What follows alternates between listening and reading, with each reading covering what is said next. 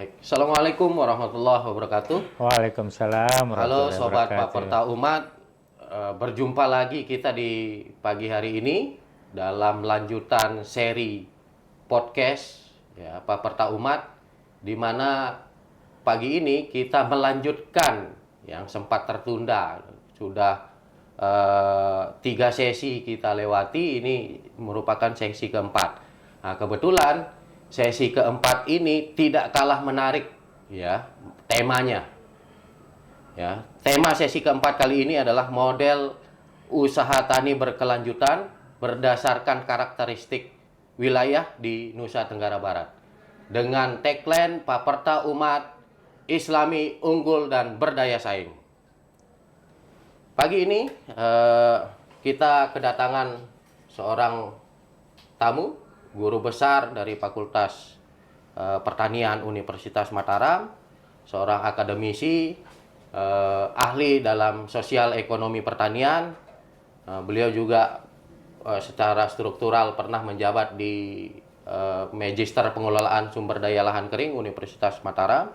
Dan tentunya karena tema kita tentang model pertanian berkelanjutan, ini sesuai dengan bukunya beliau. Ya, di mana bukunya beliau menulis tentang model usaha tani berkelanjutan di lahan kering Kabupaten Lombok Utara. Assalamualaikum, Prof. Waalaikumsalam Bagaimana warahmatullahi kabarnya, wabarakatuh. Prof? Alhamdulillahirrahmanirrahim. Alhamdulillah Terima kita kasih. sehat walafiat dan bisa ketemu hari ini. Oke, dengan terima kasih beberapa Prof orang sudah muslim, ya. hadir dan bisa sharing dengan kami di Insya Allah, Fakultas ya. Pertanian Universitas Muhammadiyah Mataram. Oke, seperti yang sudah saya katakan tadi, seri ini sangat relevan dengan kompetensi beliau, karena selama ini kita lihat tentunya berbagai permasalahan lahan kering dari perspektif sosial ekonominya, Prof. Ya.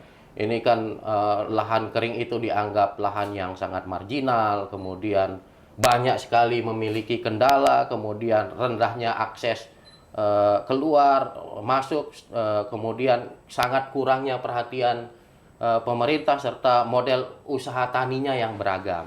Nah, berkaitan dengan hal tersebut, Prof. Taslim mungkin bisa menjelaskan sesungguhnya pembangunan pertanian yang bagaimana yang harus dilakukan oleh petani dan pemerintah kita untuk meminimalisir berbagai kendala di lahan kering NTB ini. Oke, terima kasih Pak.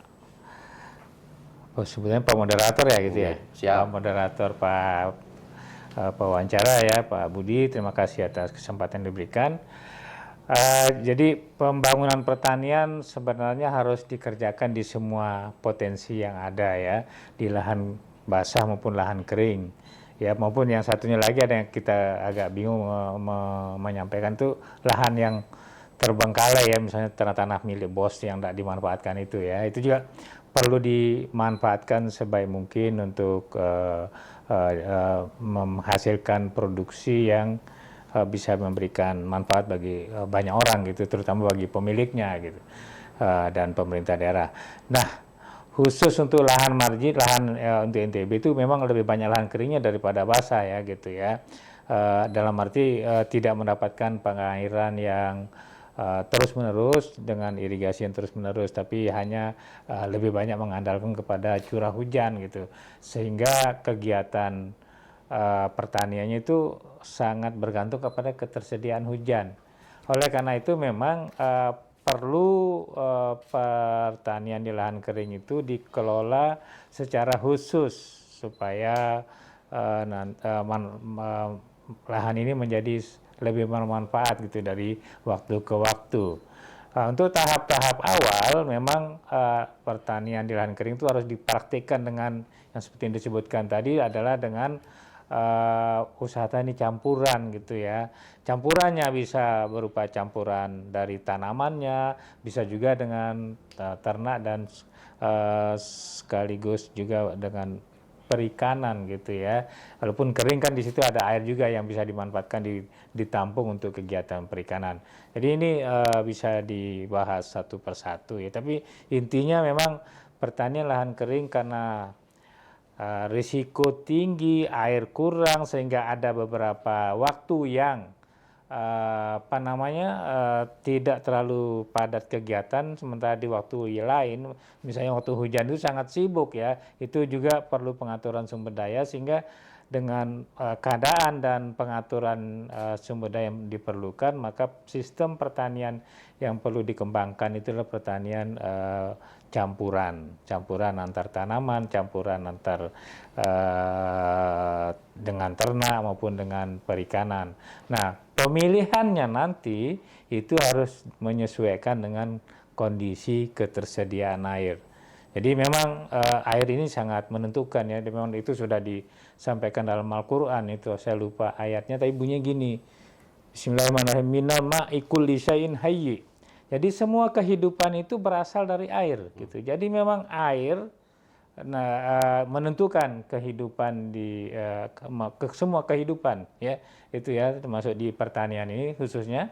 Nah, tapi karena air itu terbatas, maka perlu strategi untuk mengelola keadaan ini, keadaan keterbatasan air ini, dengan memilih selain tadi melakukan usaha tani campuran, mengatur ketersediaan sumber daya dan penggunaan sumber daya, juga dengan menyesuaikan jenis-jenis tanaman, ternak ataupun perikanan yang untuk lahan kering itu gitu. Mungkin seperti itu yang intinya ya gitu ya, seperti itu. Iya. Tadi juga sempat disampaikan oleh Prof. Taslim bahwa NTB ini kan didominasi oleh lahan kering, lebih banyak lahan keringnya daripada lahan basahnya. Nah, ini kira-kira nilai ekonomi dari lahan-lahan pertanian di NTB ini bagaimana, Prof, kita melihatnya? Nilai ekonominya memang kalau dibandingkan lahan basah ya, itu kelihatan dari nilai pajaknya itu mungkin lebih tinggi untuk lahan basah. Tapi lahan kering juga sekarang karena semakin banyaknya inovasi di bidang pertanian, dan juga semakin lahan itu tidak bisa ditambah, tapi manusia yang bertambah terus, permintaan akan lahan itu bertambah terus, maka nilainya juga semakin meningkat gitu. Nah itu dan ini bahkan di beberapa tempat itu bisa jadi nilai lahan kering itu lebih tinggi daripada lahan basah, karena dia punya tempat strategis misalnya untuk pariwisata atau kegiatan-kegiatan lain yang bukan pertanian, itu nilainya kan bisa lebih tinggi. Jadi penting sekali adalah kita bisa mencari kegiatan atau bisnis atau usaha yang cocok untuk itu, sehingga nilai lahan itu meningkat gitu. Yang mungkin sering kita lihat tuh perumahan sekarang kan itu ya, itu yang jelas mendongkrak nilai lahan kering gitu ya. Jadi bahkan menggeser nilai lahan sawah, karena lahan kering itu langsung bisa dibangun, sedangkan lahan sawah harus diatur dulu, dikeringkan dulu untuk bisa dibangun. Jadi belum tentu ya. Secara umum memang nilai lahan kering kalah nilai dengan nilai lahan basah, tapi bisa jadi di tempat lain itu nilai lahan kering lebih tinggi.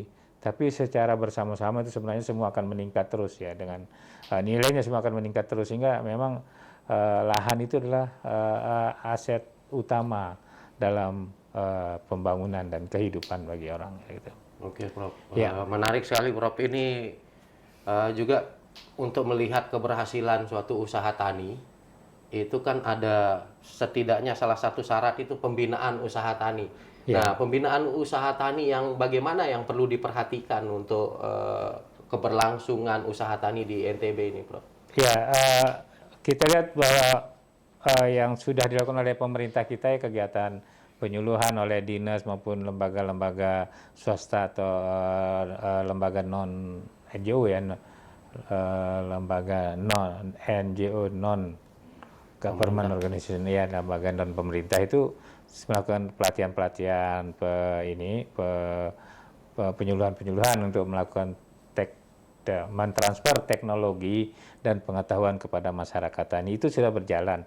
Tapi di sisi lain petani juga sudah sangat berpengalaman dengan usahanya gitu. Kadang-kadang mereka lebih pintar dari kita gitu ya, dari akademisi kadang-kadang gitu ya, karena mereka menang pengalaman. Jadi pengalaman itu dipadu dengan pengetahuan dan keterampilan yang baru, terutama ada kemajuan teknologi yang sangat cepat ini sekarang ini, memang harus dipadukan dan dibantu untuk ditransfer kepada masyarakat tersebut supaya mereka semakin maju bersama gitu. Nah itu tuh. Jadi penyuluhan itu sudah dilakukan dan penting terus untuk dilakukan, tapi perlu terus menyesuaikan dengan kondisi perkembangan dunia pertanian maupun dunia bisnis secara keseluruhan gitu. Intinya kehidupan kita yang memang terus berubah dan kita harus terus melakukan penyesuaian gitu. Oke, Prof. Kemudian ini pertanyaan selanjutnya, Prof. Kira-kira apa saja syarat mutlak keberhasilan pembangunan pertanian itu sehingga bisa diupayakan meminimalisir resiko di NTB ini, Prof? Ini berat sih soalnya. Syarat mutlak. Ini yang mutlak tuh nggak ada kalau di dunia ini. Jadi Al-Quran tuh bilang yang mutlak hanya Allah gitu kan. Jadi dan Allah tuh kasih perintah kepada kita, bertakwalah kalian. Maka akan kuurus urusanmu, aku bereskan gitu ya. Nah, ini kita sering nggak percaya sama itu. Percaya tapi nggak yakin gitu ya, kayak gitu ya. Agak wishy-washy itu bahasanya. Jadi kalau mungkin secara teoritis. Secara teori ini ya. Jadi yang utama itu memang ya pembangunan pertanian tentu membutuhkan lahan, tentu membutuhkan ada pasar untuk produk itu. Jadi kalau orang nggak ada pasarnya nanti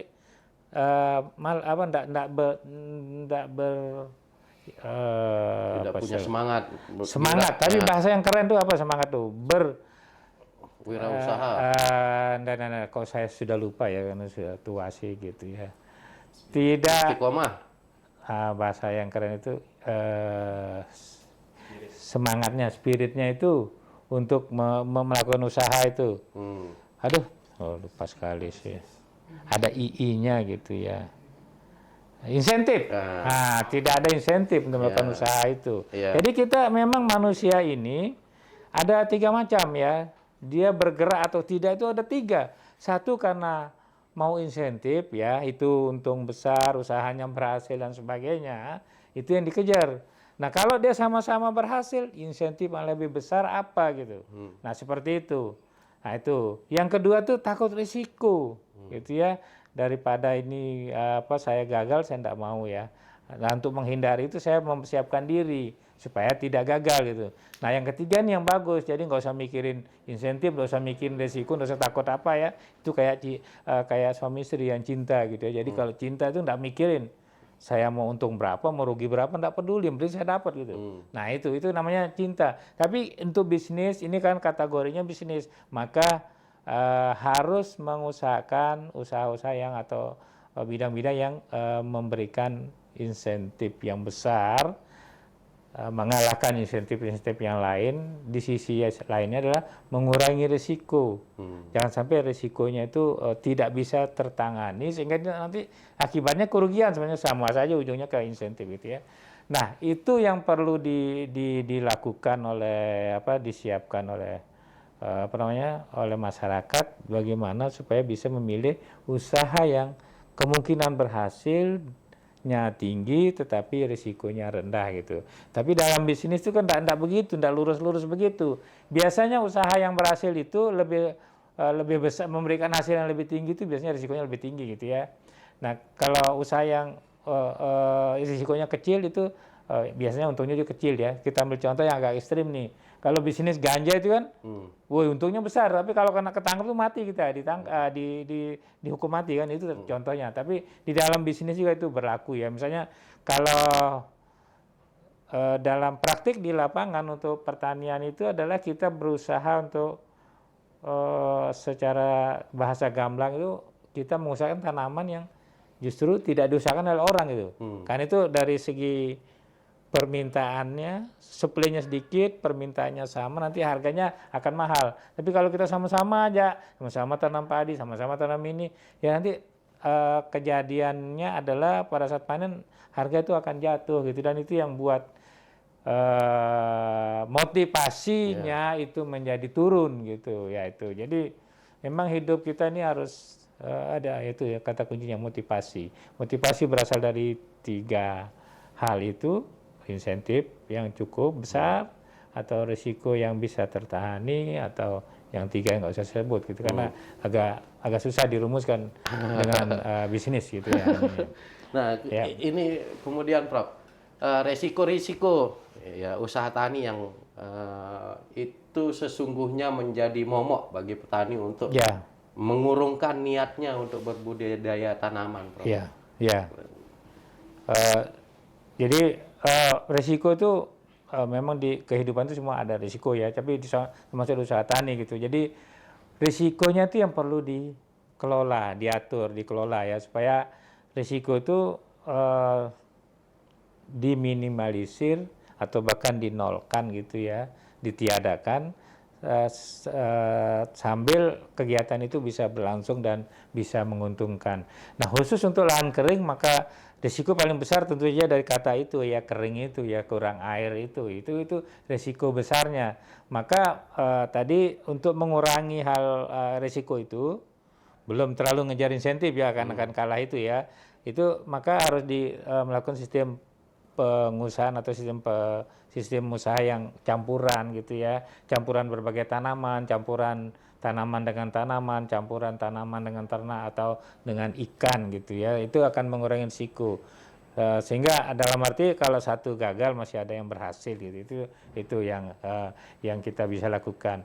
Nah, dalam jangka panjang risiko ini perlu terus dikurangi ya.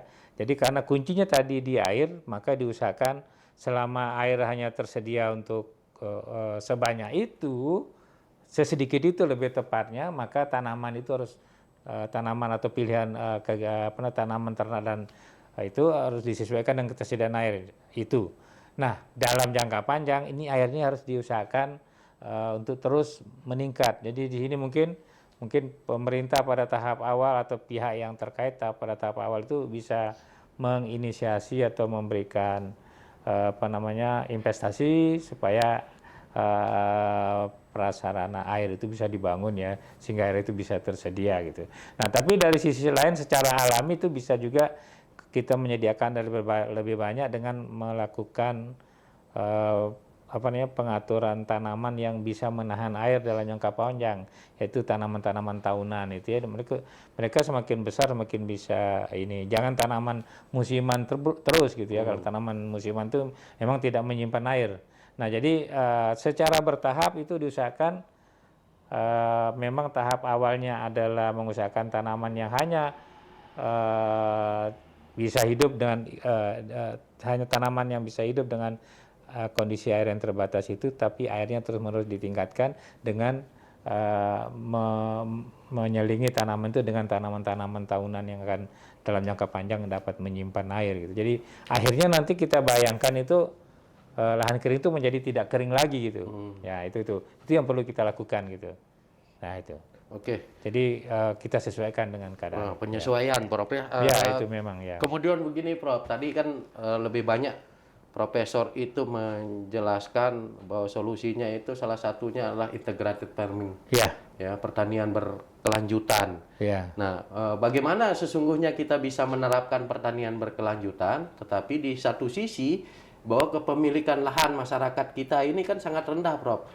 Itu kita mau mixkan antara padi, kemudian ternak di situ, ada perikanan di situ. Nah, bagaimana mengatasi solusi seperti itu? Apakah bisa dalam skup yang lebih kecil kita bisa menerapkan itu? Ya, itu dalam skop yang lebih kecil bisa diterapkan ya. Tapi kalau kita mikir kehidupan yang layak, yang cukup itu belum. Karena kita kan lahan yang terlalu sempit itu biar bagaimana pinternya kita untuk mengelola itu tetap hasilnya sedikit. Katakanlah lahan itu sekian, hasilnya sempit karena hasilnya cuma ada 1 juta. Dikalikan 10 kan cuma 10 juta gitu. Tapi kalau lahannya luas itu nanti akan lebih banyak lebih banyak menghasilkan, lebih mencukupi untuk kehidupan. Nah, orang tadi dari segi motivasi tadi, kalau mereka tidak tercukupi untuk kehidupan itu memang akan meninggalkan itu gitu secara alamiah. Tetapi itu bisa juga direncanakan dari awal. Misalnya janganlah semua orang atau banyak orang itu berkecimpung sebagai petani. Sebagian tuh harus keluar. Jangan semua jadi petani. Mereka keluar entah jadi kalau ngomong pengukuhan Prof Tajidan yang kemarin itu sebagian petani memang harus keluar jadi pedagang katanya. Tapi apapun ya, itu intinya dah perlu sebagian keluar supaya lahan ini lebih luas. Kalau sekarang rata-rata kan 0,28 0,30 hektar ya, itu tuh sangat tidak rendah, mencukupi ya kalau dibandingkan misalnya negara-negara maju kan, maka itu mereka sampai puluhan hektar ya per orangnya, sehingga yang dengan walaupun nilai keuntungannya itu rendah tapi dari hasil yang besar. Kita bisa aja untungnya besar ya, tapi belum mencukupi untuk mensejahterakan kita, sehingga itu kurang memotivasi sebenarnya. Itulah sebabnya kenapa juga orang-orang muda itu kurang tertarik gitu ya. Selain mereka sendiri kurang tertarik, orang tuanya juga nggak suka lihat anaknya susah sekali gitu ya, karena mereka sudah mengalami kesusahan yang terus-menerus begitu ya, tidak enak jadi petani gitu. Tapi kalau bisa berinovasi dengan memperluas lahan, entah dengan membelinya atau menyewa ya, atau sebagian itu dari petani itu keluar dari pertanian, maka itu kan bisa memberikan hasil yang lebih besar, dan itu memberikan motivasi yang lebih besar bagi pengusaha tani itu untuk melakukan kegiatannya gitu. Oke, Prof. Terakhir ini, Prof. Ini inti sari dari apa yang kita diskusikan ini, Prof. Iya. Model usaha tani berkelanjutan seperti apa sih yang sangat cocok untuk karakteristik wilayah kita di NTB ini sebenarnya? Ya, tadi saya sempat sebut bahwa model pertanian berkelanjutan ini perlu ada tanaman semusim untuk memanfaatkan hujan yang ada banyak pada musim hujan itu, dan adanya sumber daya petani yang ada pada saat itu, tapi juga diselingi dengan tanaman-tanaman tahunan untuk bisa memberikan hasil dalam jangka panjang dan bisa memperbaiki kondisi lahan itu. Nah, sebenarnya tidak terlalu buruk juga ya, karena kalau misalnya dengan cara seperti itu ada waktu-waktu luang petani itu bisa dimanfaatkan untuk mencari pekerjaan di luar ya, misalnya sebagai pemberi jasa atau bekerja sebagai karyawan atau buruh di pekerjaan-pekerjaan lain gitu.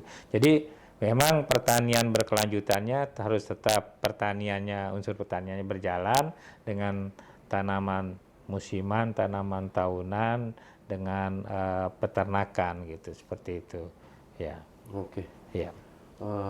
Oke, Prof. Sebelum saya akhiri sobat podcast Paperta Umat, ini perlu saya ingatkan kembali bagi para sobat, di mana bagi yang ingin bergabung bersama kami yang belum menentukan pilihan ya untuk kuliah, mari kita bersama-sama di Paperta Umat ya, dengan 2 program studi teknik pertanian dan program studi teknologi hasil pertanian.